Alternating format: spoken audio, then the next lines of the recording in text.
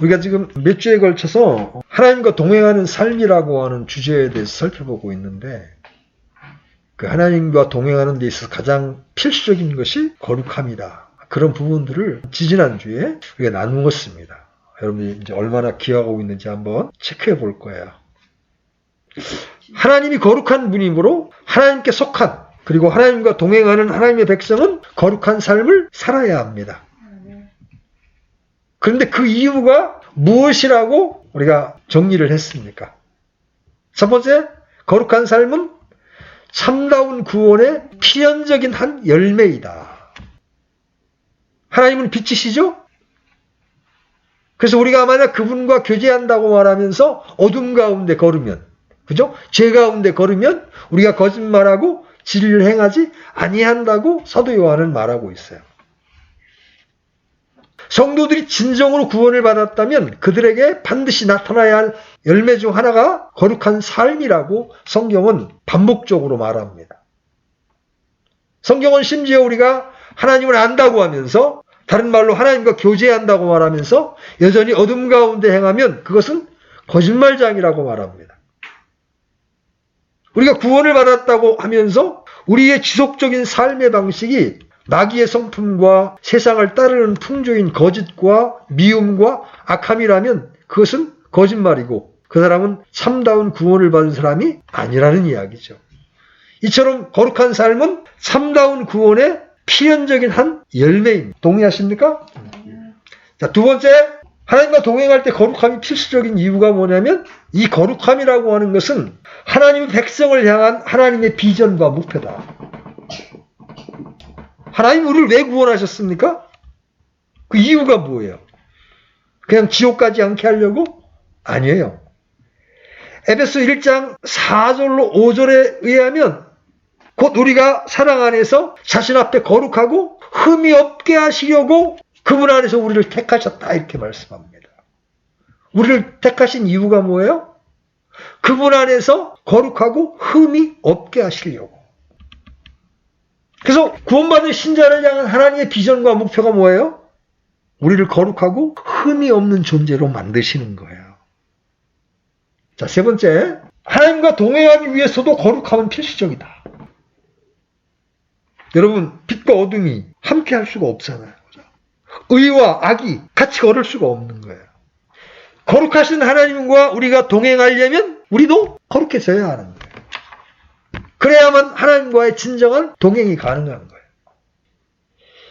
거룩한 백성으로 택함받은 이스라엘이 우상을 숭배하고 죄 가운데 타락했을 때 하나님은 당신의 임재를 거두십니다.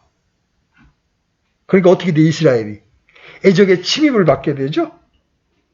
심지어 북왕국 이스라엘은 아수르에게, 남왕국 유다는 바벨론에게 점령을 당하고 포로로 끌려가는 일까지 생기게 됩니다. 왜 그래요? 하나님이 동행해 주시지 않으니까. 그래서 여러분은 교회를 향한, 하나님의 백성을 향한 하나님의 비전과 목표를 분명하게 볼 수 있어야 합니다.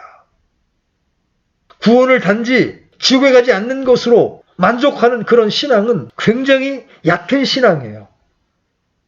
하나님 우리를 왜 구원하셨다? 우리를 거룩하고 흠이 없는 자로 만드셔서 하나님과 동행하기 위해서 우리를 구원하셨다. 여러분이 우리를 향한 하나님의 더 높은 비전을 볼 수 있어야만 우리의 신앙을 그곳에다 초점을 맞추고 해나갈 수 있다.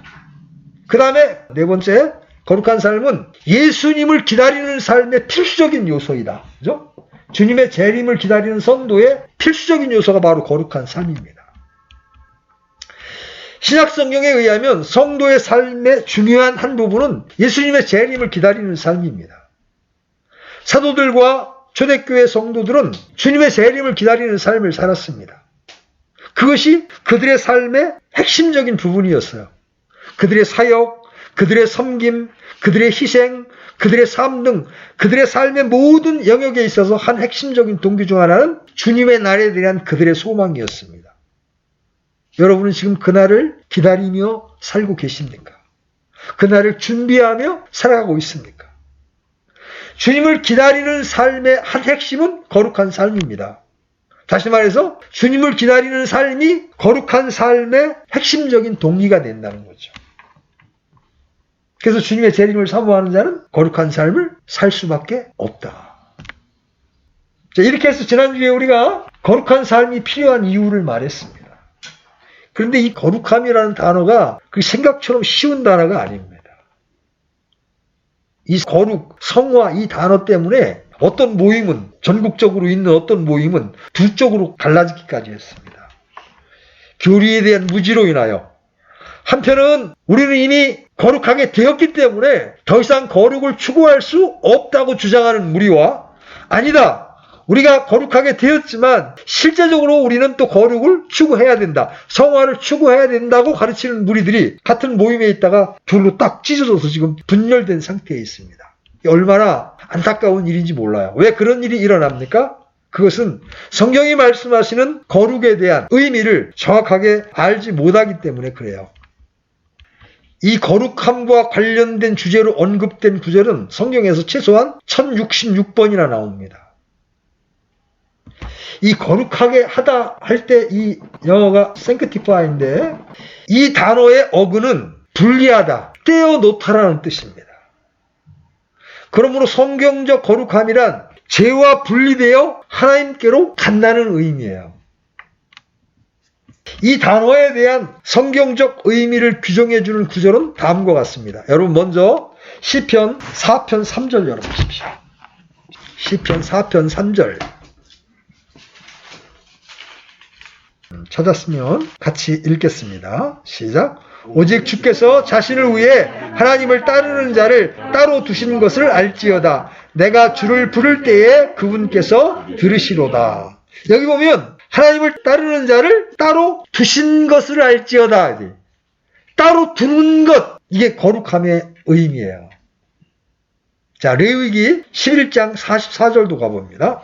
레위기 11장 44절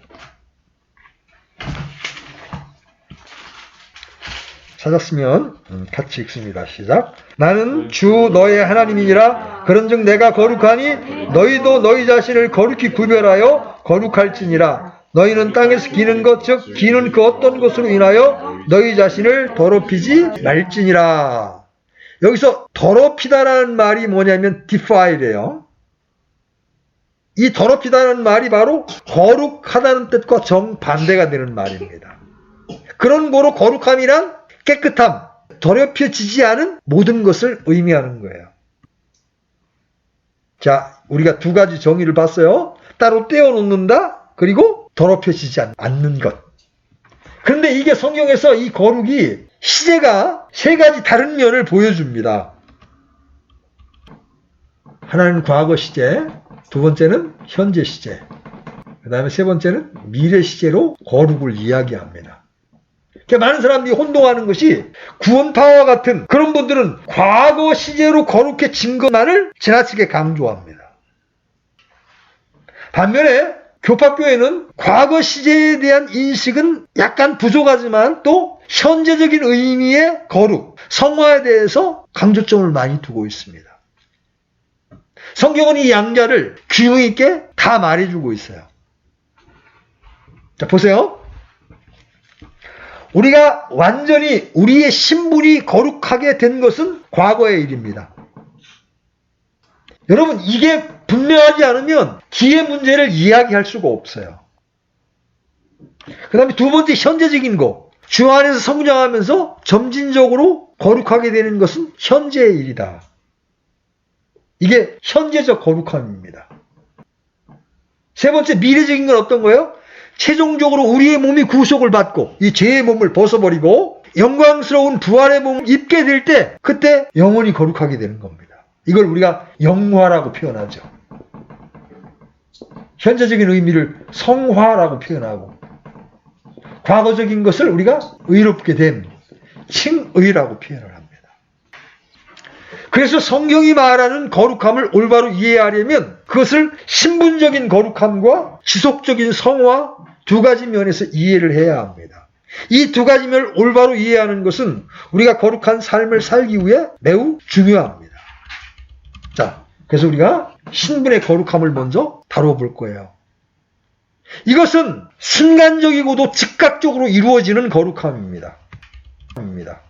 우리가 믿는 순간 우리가 죄인됨을 시인하고 그런 나를 위하여 죄 없으신 하나님의 아들께서 이 땅에 오셔서 십자가에 달려 죽으시고 그 피를 뿌리셔서 우리의 모든 죄악들을 영원히 구속해 놓았다는 사실을 믿음으로 받아들이는 순간 즉각적으로 임하는 것이 바로 과거적 의미의 거룩함이에요. 자, 고린도전서 6장 11절입니다. 고린도전서 6장 11절. 자, 같이 읽겠습니다. 시작. 너희 가운데 이 같은 자들이 더러 있었으나 너희가 우리 하나님의 영을 통해 주 예수님의 이름으로 씻기고 거룩히 구별되어 의롭게 되었느니라. 이것은 우리가 구원받을 때 모두에게 일어나는 것이죠. 우리가 깨끗함을 입고 거룩함을 받습니다. 우리는 모두 그분에 의해 그분을 위에서 따로 떼어 놓게 됩니다. 자, 히브리서 10장 10절로 12절도 가봅니다. 지금 우리가 신분의 거룩함에 대해서 살펴보고 있어요. 히브리서 10장 10절로 12절. 자, 같이 읽겠습니다. 시작. 바로 이 뜻으로 말미암아 예수 그리스도의 몸이 단 한 번 영원히 드려짐을 통해 우리가 거룩히 구별되었노라. 제사장마다 날마다 섬기며 자주 같은 희생물들을 드리되 그것들은 결코 죄들을 제거하지 못하거니와 오직 이 사람은 죄들로 인해 한 희생물을 영원히 드리신 뒤에 하나님 오른편에 앉으셨다. 이 성경 구절을 볼 때 우리가 즉각적인 성별은 주님의 몸을 드리심으로써 신자들이 죄로부터 떨어져 하나님께 드려지는 것임을 알 수 있습니다. 이는 전적으로 하나님의 사역이죠. 단번에 우리 죄를 인해 주님의 몸을 희생물로 드림으로써 우리 모두를 위해서 이루어지는 일입니다. 이건 과거 시제이죠. 우리가 그리스도를 받아들일 때 일어난 일입니다. 신자들은 하나님에 의해 거룩히 구별되었으며 그리스도를 통해 단 한 번에 영원히 거룩하게 구별된 거예요. 많은 기독교인들이 이 부분에 대한 인식이 약합니다. 그래서 당신은 의롭게 되셨습니까? 당신은 거룩해지셨습니까? 이렇게 물으면 답을 못하는 거예요. 왜 그래요? 하나님이 이루어 놓으신 일에 대한 확신이 없기 때문에 그래요. 나 자신의 현 상태를 보면 의롭다고 말할 수가 없는 거예요. 거룩하다고 말할 수가 없는 거예요. 그런데 신앙은 보세요. 이 신앙이라고 쓸 때 한자로 이렇게 씁니다. 이 바라볼 앙자인데 믿을 신자를 뜯어보면 파자를 해보면 사람이 하나님의 말씀을 믿고 바라보면 그것이 실제가 된다는 거예요. 믿음은 바라는 것의 실체예요. 그랬어요. 나는 거룩하지 않은데 나는 추한데 예수님이 나를 위하여 대신 단번에 자신의 몸을 들이심으로 나를 위한 영원한 구속을 이루어 놓으셨다는 이 하나님의 말씀을 내가 믿을 때 그 믿음을 통해 나는 하나님 앞에 거룩하게 구별되는 것이다. 이게 복음의 핵심이에요. 구약에서는 하나님이 거룩하시기 때문에 구별되어 하나님께 바쳐진 성전, 또 성전의 기물, 제물 등 모든 하나님께 속한 것들은 다 거룩합니다. 그런데 그들을 거룩하게 구별할 때 성전에서 쓰는 그릇이나 기명들을 구별할 때 그 그릇에다 뭘 칠해요? 희생물에 피를 칠하죠. 우리 잘 봐요. 그릇에다가 피를 칠하고 그 다음에 그 그릇에다가 기름을 바릅니다. 똑같은 그릇인데 특정한 그릇을 딱 택해서 거기다가 희생물에 피를 바르고 기름을 바르면 그것은 하나님께 거룩히 구별된 것으로 인정을 받는 거예요. 마찬가지로 우리가 죄인이었는데 어느 날 복음의 말씀을 듣게 됩니다. 그리고 죄인인 그런 나를 위하여 나를 사랑하신 하나님께서 이 땅에 독생자 예수님을 보내셔서 내 대신 십자가에 달려 죽으시고 피를 뿌리셨다는 사실을 내가 믿음으로 받아들일 때 나의 양심에 예수님의 피가 발라지는 거예요. 그리고 예수님의 피가 내 모든 죄를 씻었다는 것을 믿을 때 하나님께서 약속하신 성령을 우리 안에 보내주셔서 기름 부음을 해주는 거예요. 그러므로 우리는 예수님을 나의 주, 나의 하나님으로 믿는 순간 하나님 앞에 거룩하게 구별되는 거예요. 그래서 우리는 나의 행위를 바라보지 아니하고 하나님께서 예수님을 통해 이루어 놓으신 사역의 근거에서 저는 하나님의 은혜로 예수님의 공로로 의롭게 되었습니다. 여러분 담대하게 고백할 수 있는 자들이 되어야 하는 거예요. 아멘? 이제 하나님의 백성들도 그렇게 하나님께 속하기 때문에 거룩한 거예요. 그래서 성경은 이스라엘 백성들을 거룩한 백성이라고 불렀습니다.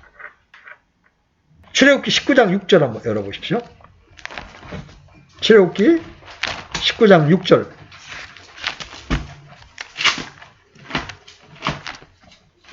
자, 같이 읽습니다. 시작. 또 너희는 내게 제사장 왕국이 되며 거룩한 민족이 되리라. 내가 이스라엘의 자손에게 고한 말들이 이러하니라. 제사장 왕국이 되며 거룩한 민족이 될 것이라고 말씀하시죠. 자, 신명기 7장 6절도 가봅니다. 신명기 7장 6절.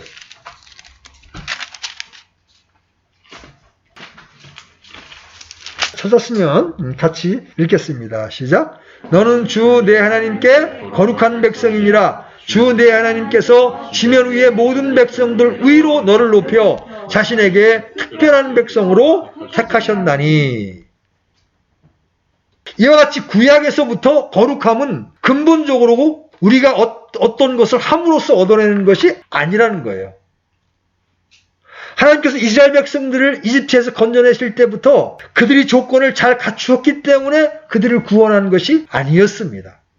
하나님은 전적인 그분의 사랑과 은혜로 그들을 건져내시고 그들을 하나님의 백성으로 삼으셨습니다.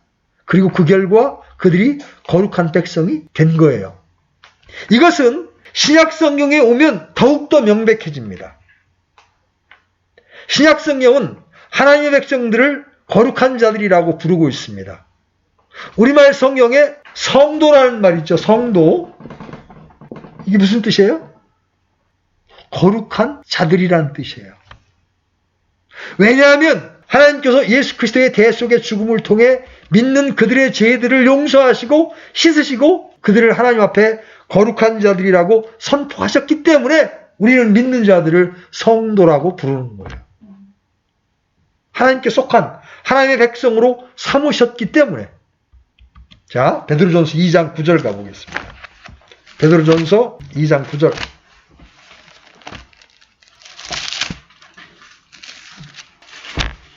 자, 같이 읽습니다. 시작. 그러나 너희는 선정된 세대요 왕가의 제사장이요 거룩한 민족이요 특별한 백성이니 이것은 너희를 어둠에서 불러내어 자신의 놀라운 빛으로 들어가게 하신 분께 대한 찬양을 너희가 전하게 하려 하심이라. 저 거룩한 민족, 교회를 향하여 거룩한 민족이다. 이렇게 표현합니다. 자, 고린도전서 1장 2절도 펴보십시오. 고린도전서 1장 2절.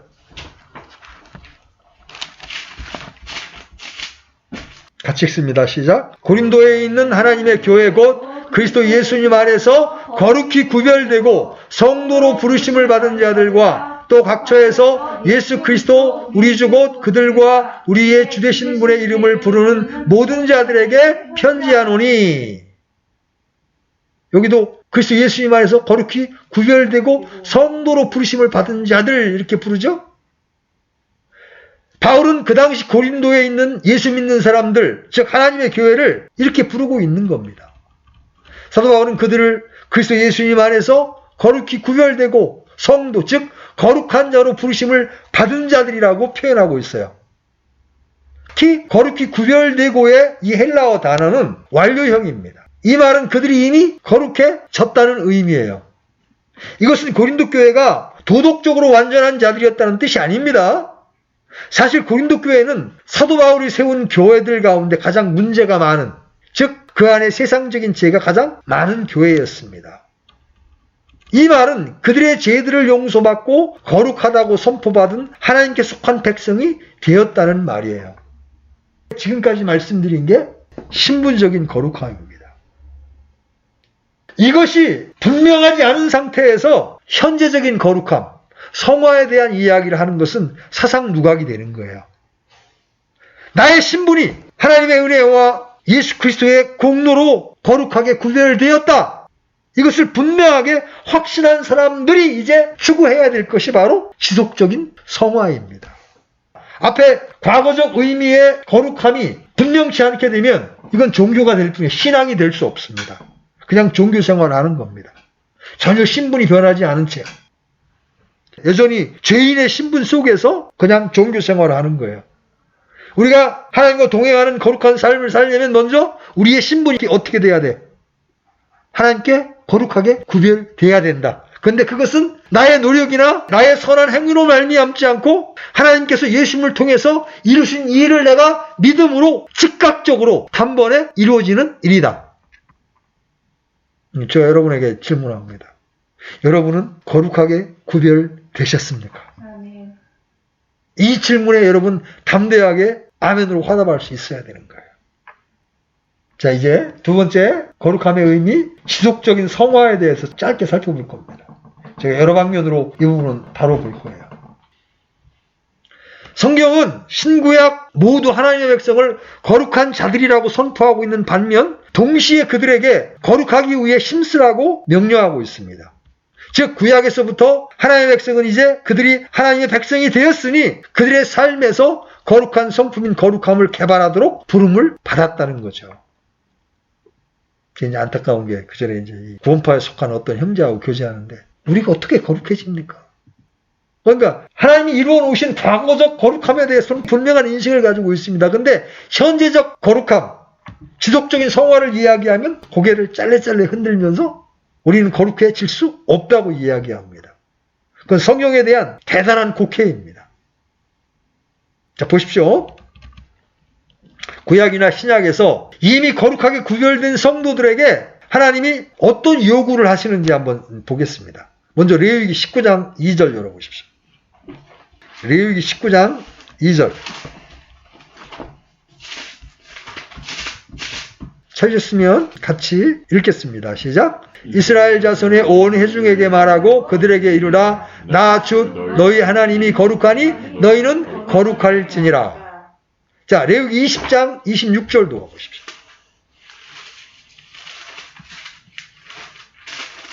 자, 같이 읽습니다. 나 주는 거룩하며 또 내가 너희를 내 소유로 삼으려고 다른 백성으로부터 구별하였으니 너희는 내게 거룩할지니라. 이스라엘 백성들에게 계속해서 거룩해지라고 명령하고 있죠. 자, 신약에 와서는 또 어떻게 말씀하십니까? 자, 에베소서 5장 3절입니다. 에베소 5장 3절.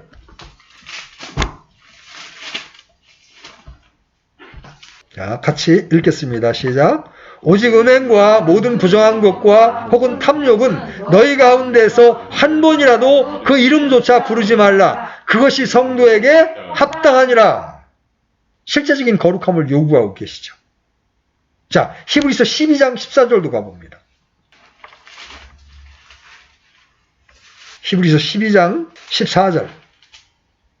같이 읽습니다. 시작. 모든 사람과 더불어 화평함과 거룩함을 따르라. 그것들이 없이는 아무도 주를 보지 못하리라. 거룩한 하나님의 백성으로서 거룩한 삶을 사는 것, 그것을 일반적으로 지속적인 성화라고 부르는 거예요. 여기에 성경을 오해한 분들의 갈등이 있는 겁니다. 신분적인 거룩함과 지속적인 성화의 조화를 이루지를 못하는 거예요. 자, 보세요. 우리 요한일서에서 한번 그런 두 가지의 갈등의 조화에 대한 해결책을 한번 살펴볼 겁니다. 자, 요한일서 1장 7절 열어보세요. 요한일서 1장 7절. 같이 읽습니다. 시작. 그러나 그분께서 빛 가운데 계신 것 같이 만일 우리가 빛 가운데 걸으면 우리가 서로 교제하고 또 그분의 아들 예수 그리스도의 피가 모든 죄에서 우리를 깨끗하게 하느니라. 자, 이 말씀에 의하면 무엇이 우리를 깨끗하게 합니까? 예수님의 피죠. 그죠? 자, 그러면 이제 요한일서 3장 3절로 가봅시다. 요한일서 3장 3절. 같이 읽습니다. 시작. 그분 안에서 이 소망을 가진 자마다 그분께서 순결하신 것 같이 자기를 순결하게 하느니라. 이 본문에 의하면 누가 무엇이 우리를 깨끗하게 합니까? 사람이 자신이 자기를 순결하게 하는 거예요. 우리가 거룩한 삶을 살기 위해서는 신분적인 거룩함과 지속적인 성화의 조화가 필수입니다. 만약에 우리가 신분적인 거룩함만 믿고 지속적인 성화의 삶을 살지 않는다면 그것은 방탕한 삶이 되는 거예요. 참다운 그리스도인의 삶이 아니라는 거죠. 반면에 우리가 신분적인 거룩함에 대한 분명한 이해와 확신이 없이 오직 온갖 노력으로 지속적인 성화를 위해 힘쓴다면 그것은 자칫 우리를 끊임없는 죄책감과 억압에 빠뜨릴 거라는 거죠. 거룩함은 우리의 노력으로 일궈내는 것이 아닙니다. 우리는 하나님의 은혜로 예수님의 십자가의 보혈로 이미 거룩한 사람이 되었기 때문에 거룩한 삶을 살아갈 수가 있는 거예요. 요한은 1장 7절에서 믿는 자들을 죄에서 깨끗하게 하는 것은 그리스도의 피라는 사실을 명백하게 했지만 그는 3장 3절에서 우리 자신을 깨끗하게 하는 것에 대해서 말하고 있어요. 둘 다 사실입니다. 그 둘은 지속적인 성화, 즉 그리스도를 닮는 데서 자라나는 것에 필수적인 요소가 되는 거예요. 이제 성도들이 살아야 할 거룩한 삶, 즉 지속적인 성화에 대해서 좀 더 자세하게 살펴보려고 합니다. 성경에서 거룩함은 하나님의 주된 속성임과 동시에 그분의 백성들이 개발해야 할 성품이기도 합니다. 성경에서 거룩함 혹은 거룩함이라는 단어가 굉장히 많이 나오죠. 성경에 나오는 거룩함을 의미하는 주된 단어는 자르다, 구별하다는 뜻을 가지고 있어요. 따라서 성도들이 살아야 할 거룩한 삶은 근본적으로 구별된 삶을 말하는 거예요. 성경에서 말하는 구별된 삶은 크게 두 가지 의미를 가지고 있습니다. 그것은 세속적인 것들로부터 구별되는 것과 하나님을 위해 구별되는 것. 첫 번째가 뭐라고 그랬어요? 세속적인 것들로부터의 구별.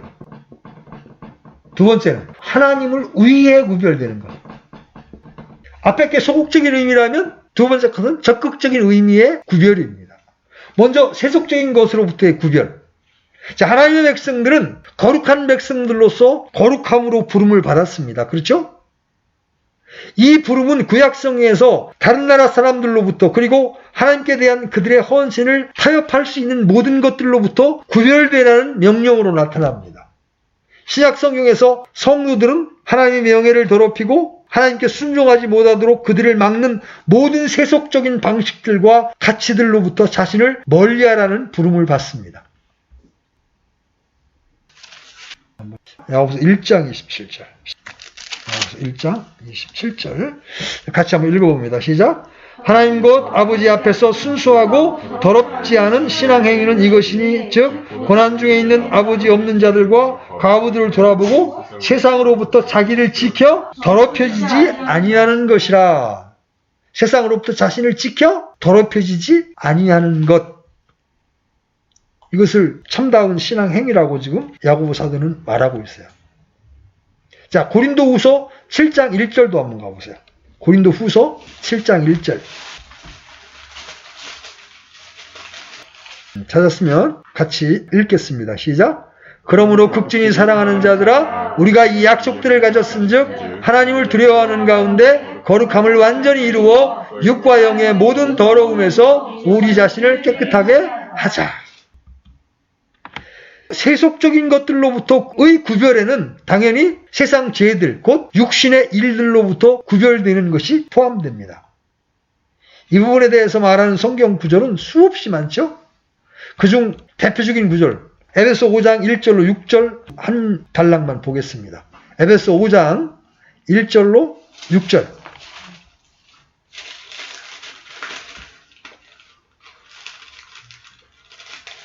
자, 같이 읽겠습니다. 시작.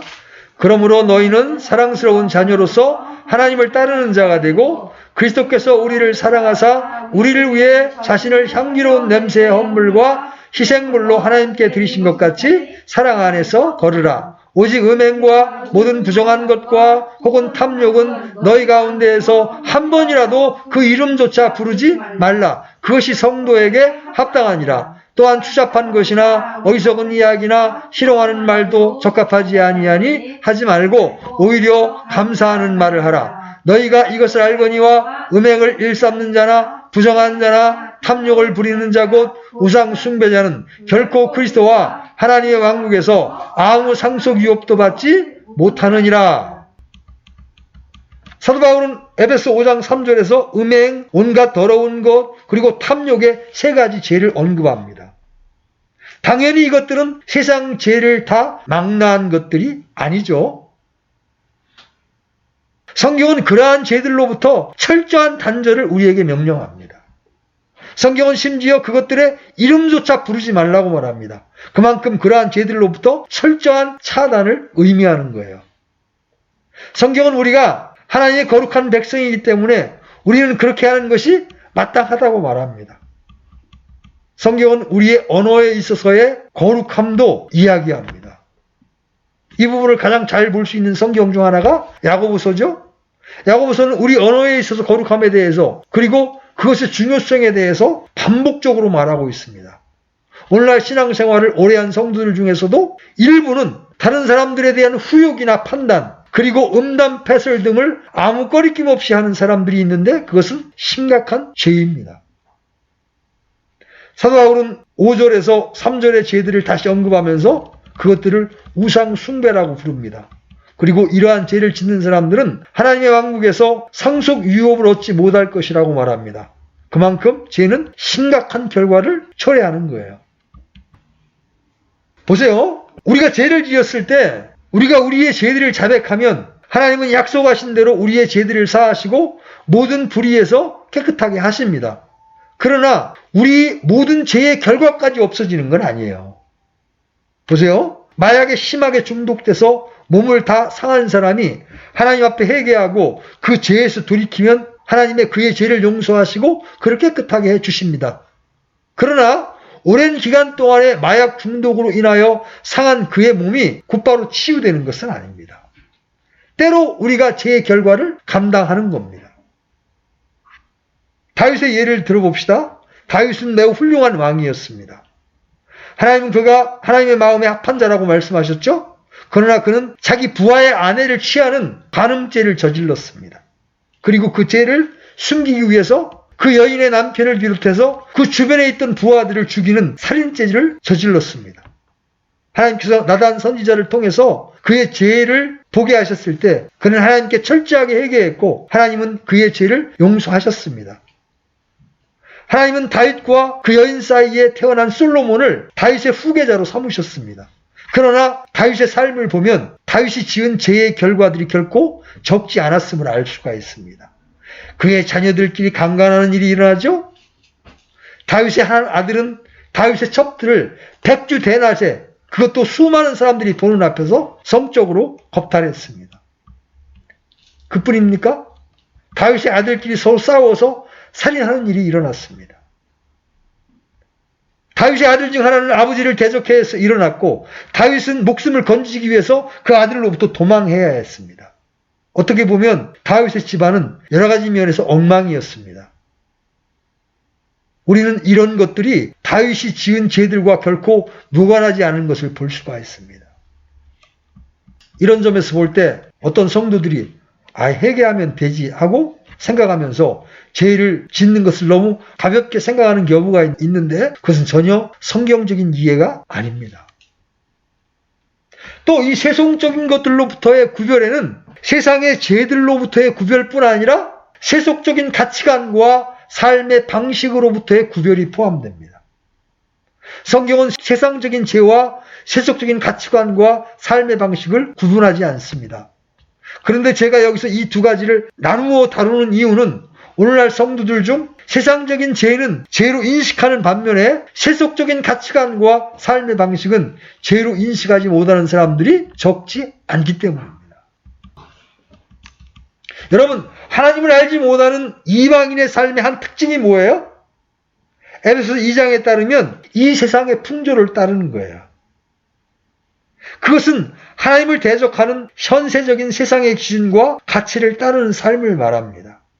이 세상의 풍조를 따르는 삶은 자신이 사탄의 존재를 인정하건 안 하건 상관없이 사탄을 따르는 거예요. 왜? 이 세상의 영의 지배를 받는 것이기 때문에 그렇죠? 그런데 그런 삶에는 뭐가 임해요? 하나님의 진노가 임하는 겁니다. 같은 맥락에서 사도 바울은 로마서 12장 2절에서 우리에게 이 세대를 본받지 말라고 명령합니다. 현 세대는 이 세상의 신 혹은 공중의 권세 잡은 자, 즉 사탄이 다스리는 악한 시대입니다. 그런 거로 하나님은 이 세대를 본받지 말라고 말하는 거예요. 이 세대는 어때요? 자기 중심적입니다. 그렇죠? 돈을 사랑합니다. 자기를 사랑합니다. 자, 이제 적극적인 의미로 우리가 지속적인 성화의 방면을 살펴볼 겁니다.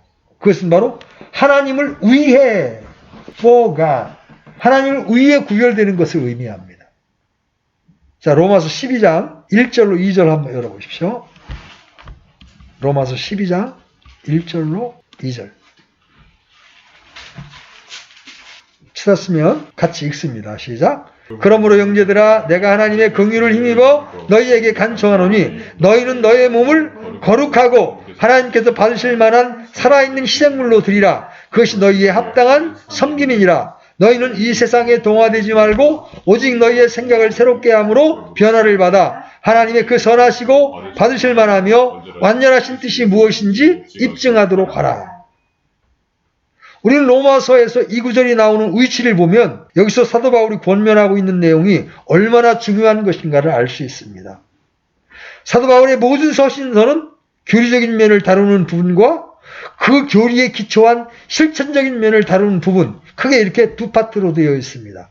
로마서는 1장부터 11장까지 교리적인 부분이고 12장부터는 실천적인 부분이에요. 사도 바울은 실천적인 부분을 시작하면서 가장 먼저 이 부분을 언급하고 있습니다. 그만큼 이 구절이 말하고 있는 것은 우리의 신앙생활의 중요한 부분이에요. 사도 바울은 우리 몸을 하나님께 희생물로 드리라고 권면합니다. 이 말은 구약시대에 짐승을 하나님께 희생물로 드렸듯이 우리 몸을 하나님께 그렇게 희생물로 드리라는 말이 아니에요. 구약의 제사는 그렇게 죽여서 제물로 드리는 거였죠. 그렇지만 이제 신약에서는 산채로 드리는 희생입니다. 또 히브리적 개념에서 몸은 단순히 우리 육체만을 의미하는 것이 아니라 우리의 전 인격을 의미합니다. 그래서 이 말은 우리의 모든 삶을 하나님의 영광을 위해 희생물로 드리라는 말이에요. 성경에서 이러한 희생을 하나님께서 기뻐하시는 거룩한 희생이라고 표현하면서 그것이 우리가 드려야 될 영적인 섬김이라고 말합니다.